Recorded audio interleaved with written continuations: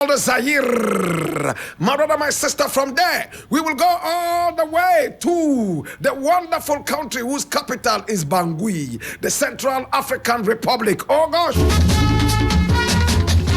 This is the African History class, and my name is Blakk Rasta. And today, several years ago, African people put themselves on the map of history. This is what is referred to as today in African history. Now, today in 1961, a protest by agricultural workers in Begza de Kasanji, Portuguese Angola, turned into a revolt, opening the Angolan War of Independence, the first of the Portuguese colonial wars. And today in 1962, just a year after, Pope John the 13th excommunicated Fidel Castro. Did you know that Fidel Castro was a member of the Catholic Church? Oh yes, and today in 1962, Pope John the 13th excommunicated him and chased him out of the Catholic Church. Oh my God. Today in 1976, the International Covenant on Economic, Social and Cultural Rights was adopted by the United Nations General Assembly, and it came into force today in 1976. And today in 1987, Varig Flight 797 crashed near Akure in the Ivory Coast, resulting in 50 deaths. And today in 2004, Flash Airlines Flight 604 crashed into the Red Sea, resulting in 148 deaths, making it one of the deadliest aviation accidents in Egyptian history. And finally today in 2015,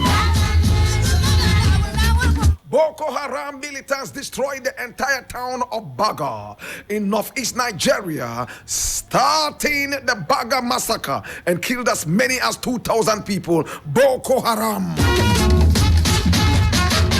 This is the African History class, and I see so many people right there in the African History class. I want to say thank you so much to all you wonderful people in the class. We love you and we appreciate you. This is the African History class. And I see a lot of people right there in the class. I want to say, kings and queens, we appreciate you and we love you. My brother, my sister, I see you. Daniel Kwame J, all the way inside the Scraps city of Abosokai. You happen to be our Proverbs master. Thank you so much, Ras Osaje for Duabil, Tindando, Gumado, Yinzorbil. Yes.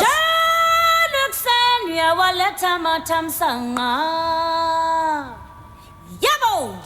Ras otufo na tutufalo tuja. Tutu bigo form.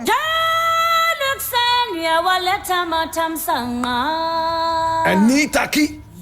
Nitaki says, Blakk Rasta, you are a genius.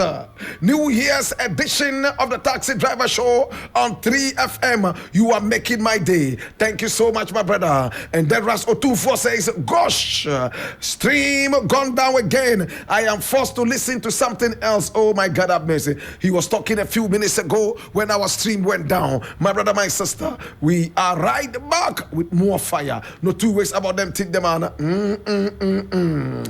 And here we have you smiling. Oh my God, have mercy. Interesting things happening. What is this?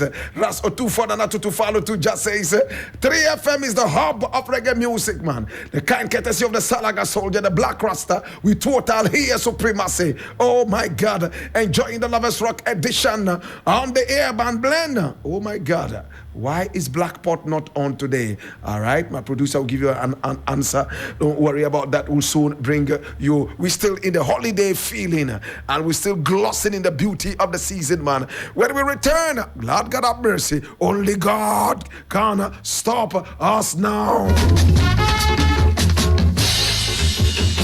And the good news is that Mamiya is also here. Oh my God, and the hair. Oh my God, and the teeth. Oh my God, and her height has even increased. Sami Ban Flex, I see you. What they happen, Sami Ban Flex? Hey, wait till you then the SM people they talk. You say Bulldog go do what? You say Mr. Logic go do what? Hey. You see? Obofo bebra and the aboaso bebre, and I can say abo bebra and the obofo so bebre. Otwi bebra obofo so bebre.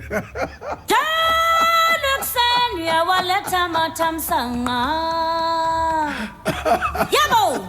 or Chin Bebra, or Bofosu Bebre, Brazilian and oh my God, have mercy. If you see Mommy out there and you say you love her, and no church, no, or Bebre. Susu bebre, yeshe. Ubebre, onu su bebre.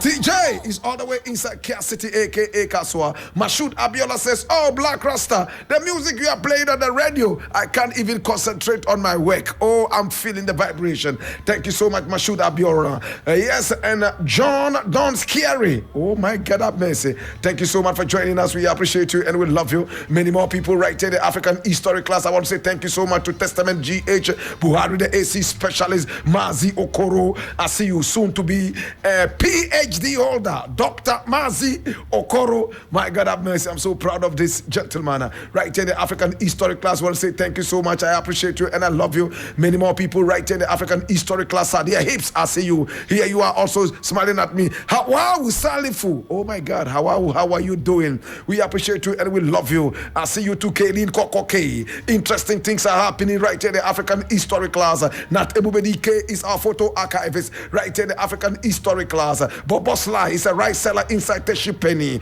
I see you and I appreciate you. Aisha too is an egg seller. She fries eggs for sale right there inside Nima. Aisha too, how are you doing this afternoon? This is the African History class and my name Blakk Rasta.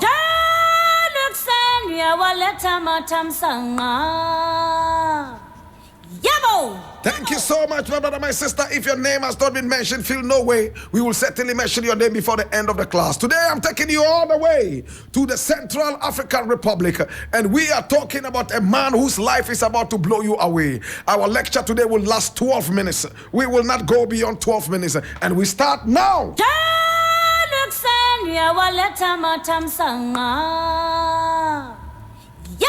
Now, today we're talking about the first president of the Central African Republic, David Daku, whose photograph you see right here. David Daku. Please, not David Daku. It's David Daku. D-A-C-K-O. David Daku. David Daku. As you saw right there, my brother, my sister, this is David Daku.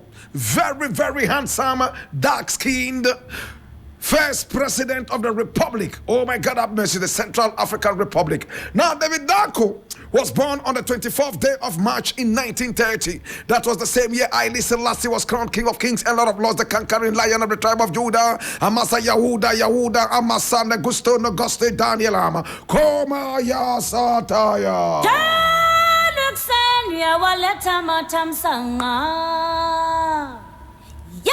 David Daku was born on the 24th of March in 1930. And he was born in a village called Buchia. Buchia is close to a place known as Mbaiki. Now, my brother, my sister, note these towns very well. Buchia, which is very near Mbaiki.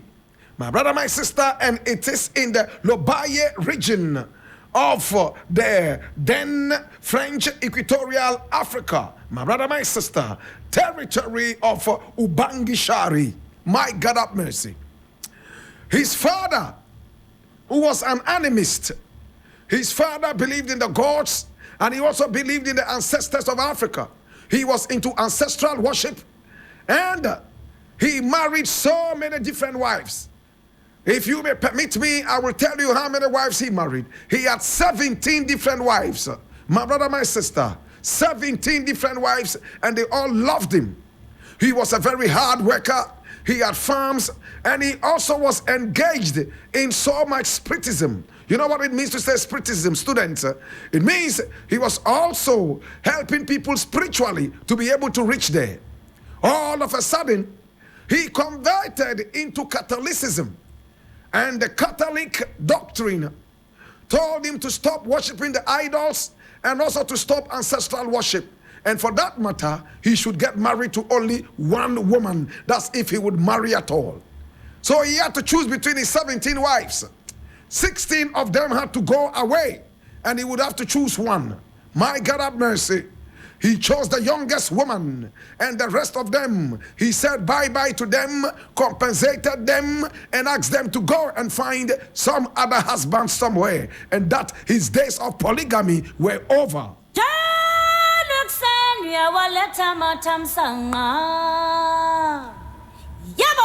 My brother, my sister, so if I am not a Christian, and I get married to 10 women because I believe in polygamy, the day I become a Christian, what happens to all 10 wives? Do I send all of them away and keep just one? My brother, my sister, that was what happened to the father of our hero today, David Dako. Unfortunately, his mother was one of those sent away to find new husbands, and he had to be sent to his uncle so that he would start going to school. He attended school, and he knew that school was the only thing that would save him from a polygamous home like his, with so many children scattered all over the place. My brother, my sister, David Dako was so studious when he was in school. He studies French grammar very, very well, and he also loved mathematics. My brother, my sister, then at the point, he decided to get into politics after he had become a school head teacher. He taught in a school, and then he became the head teacher of the school because he was recommended by a very prominent person in the society, and his name was Barthélemy Boganda. Barthélemy Boganda. Barthélemy Boganda. Now, Barthélemy Boganda was also a freedom fighter of the Central African religion, fighting against French colonialism. And he took interest in the young David Dako and decided that he will push him to higher heights. That was when he encouraged him to become a studious person. And then when he graduated, he pushed him into becoming a school teacher and then the school head teacher. My brother, my sister, the children loved David Dako. Then, Barthélemy Boganda was involved in a plane crash and he died. When he died, remember that Barthélemy Boganda was a freedom fighter who was also the presidential candidate of the most powerful political party in the Central African Republic, fighting for the independence of the people from French colonialism. So when he died, they decided to choose somebody to come and take over the reins. My brother, my sister, and then it fell on another person. And who was this person? He was called Etienne Ngwolo. Etienne Ngwolo. Etienne Ngwolo, my brother, my sister, was chosen after the plane crash that killed Barthélemy Boganda on the 29th day of March in 1959. Ghana was 2 years old at the time. My brother, my sister, see what happened now. Now, when Etienne was chosen as the presidential candidate, not many people liked him. And then some of the assembly members decided to fall on our hero for today, David Dako, who was very, very, very studious and at the same time very humble. Coming from humble beginnings, they believed that he would be a better presidential candidate and freedom fighter for their newly developed antagonism against French colonialism. My brother, my sister, this was what happened. He decided to accept it. Little did he know that he was about to make history. My brother, my sister, this is the African history class. And today we're talking about David Dako.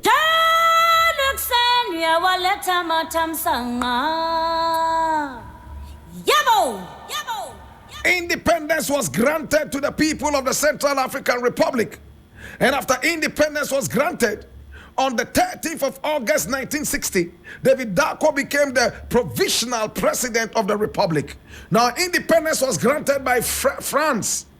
So they now had to go for the elections. And for that matter, David Dako became the provisional president of the Central African Republic from the 14th of August all the way to December 12, 1960.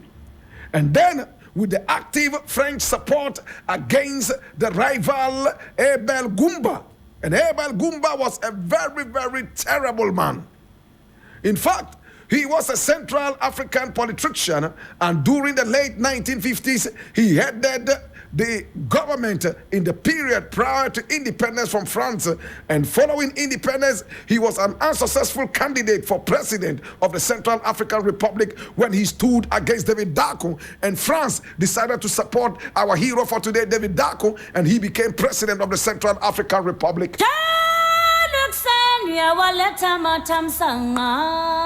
From a polygamous home, a man who had 17 wives, and when he became a Catholic, he decided to send home all 16 wives and hold on to just one.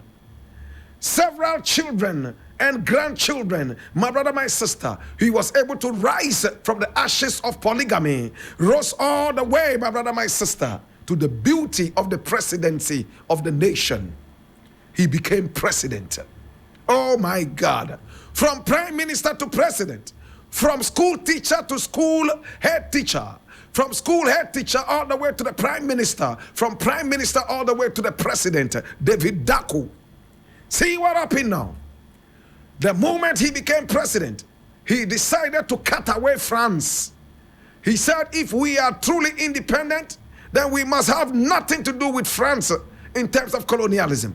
They cannot decide for us who we should sell our natural resources to. They cannot control our economy. And he decided to go solo. Now the country was so endowed with diamonds, and he encouraged the people of his country to go into diamond mining. In no time, it became one of the leading countries in Africa in diamond production. He also built a whole factory for diamond cutting. Oh my God. And then the diamond business in the country boomed. Hey! He also increased the salaries of so many different workers in the country. And everybody was hailing him. David Dacko, David Dacko, David Dacko. Hey! Things were working so well. And France was also supporting him against the man that they did not like, Abel Gumba. But at a point, so many people were saying that France was having its way. France was coming into the country and taking as much natural resources as possible. And for that matter, David Dacko was almost becoming a puppet. And to show that he was not a puppet, he decided to cut away France. And France was not happy with him. All of a sudden, the economy started going down. And people became totally unhappy with David Dacko. And then his own cousin, who we spoke about yesterday, oh my God, have mercy. And you know who we are talking about? Jean Bidel Bokassa took over power on New Year's Day. Oh my God.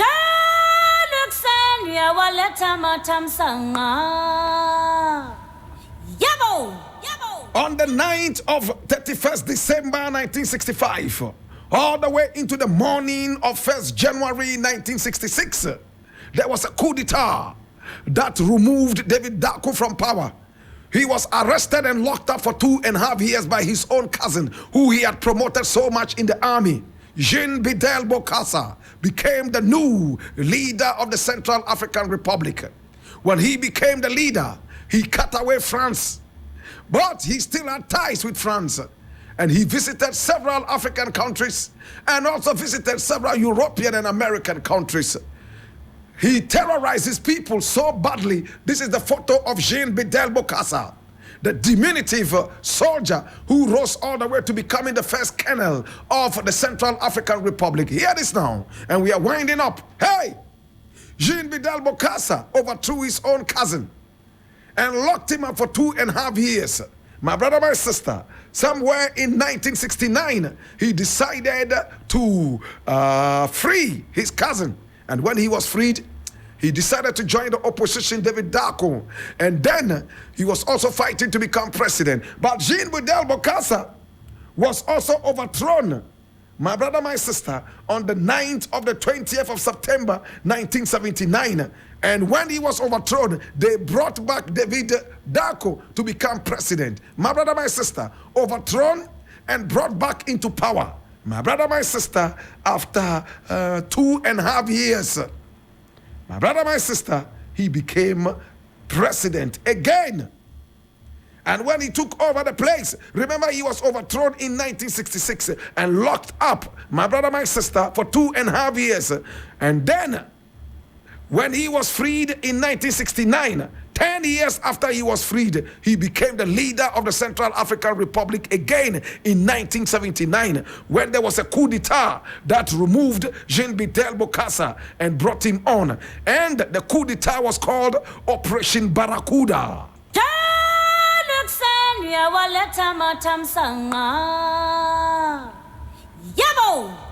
Operation Barracuda removed Jean-Baptiste Bokassa and brought back David Daku. And when David Daku came, oh my God, he started working very hard again. But the country had been destroyed. The economy had dwindled. My brother, my sister, he was looking for foreign aid. He had to go and fall back on France. The same reason he was overthrown. And he was able to get some money left, right, and center to be able to cushion the economy. But he was overthrown again. Oh my God. Just 2 years after being president in 1981. So this man was overthrown twice. And 3 times he became the leader of his nation. First as a prime minister. Then he became the president. He was overthrown. They removed him and he came back and became a leader again. And he went back into opposition one more time. After that, he didn't try to become president again. He's decided to be in opposition, and he even led some opposition movements, my brother, my sister. But he became ill. Oh my God. He became ill. He was overthrown in a bloodless coup d'etat by the army general at the time, and his name was Andre Kulingba. Andre Kulingba. He overthrew him. And Andre is spelled A-N-D-R-E. And Kulimba is K-O-L-I-N-G-B-A. Andre Kulimba. He was the one who overthrew him and became the new leader of the nation. But, my brother, my sister, Daku became ill. Oh my God. He became ill. When he became ill, they decided to fly him outside the country for treatment. Oh my God. He was suffering from the effects of a chronic asthma and heart disease, both combined. He headed to France to seek treatment. But during a stopover in Yaoundé, in Cameroon, on the 7th of November, my brother, my sister, he was taken to the General Hospital of Yaoundé, where he died at 10 p.m. on the 20th of November. My brother, my sister, he died. Now, the Central African government declared a month of national mourning in honor and memory of the great leader David Daku, who had beaten the dust. On the 30th of December, he was buried in Mokinda, near his residence, right there in the Central African Republic.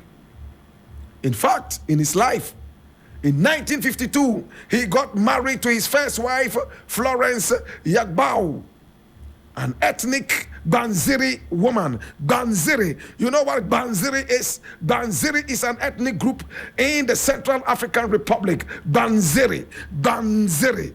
Banziri. Some people say Banzili. Banzili. But correct pronunciation is Banziri. Banziri. My brother, my sister, they had only one child, and it was a son called Bruno Daku. He was born in 1952. This was the only child he had. He divorced Florence, and then he had a second lady, my brother, my sister. But Florence died in 1992. David Daku, my brother, my sister, oh my God, got married again to Bridget Teya in 1962 after the death of Florence, and then she became his wife. But he never had a child again. He left behind only one child. Today we remember the story of David Daku. Papa YB, you tried to be independent. You tried to stay away from colonialism. You did your best. This is the photograph of his son. My brother, my sister. Oh yes. Bruno Daku. Today we remember you, Papa Uninyaminko. Papa YB. YB. You became a leader 3 times of your nation. The people loved you. They honored you. Even though you were overthrown twice, the people still loved you. Papa uninyaminko.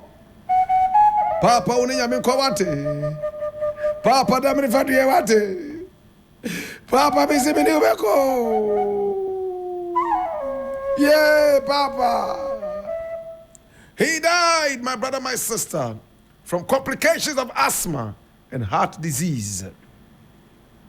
He died, my brother, my sister, leaving behind one child, Bruno Dako. He died at the age of 73. Today we remember you. We say, Damrifa, Dieu. Tutu Bovi, Papa Mula Homeo, Mama Mula Homeo, how naima vigne, Banum Po.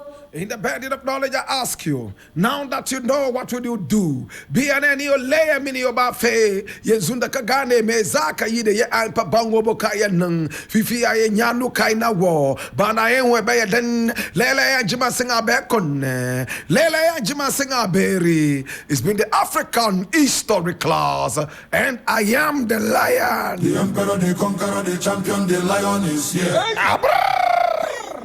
Zabu, zabu.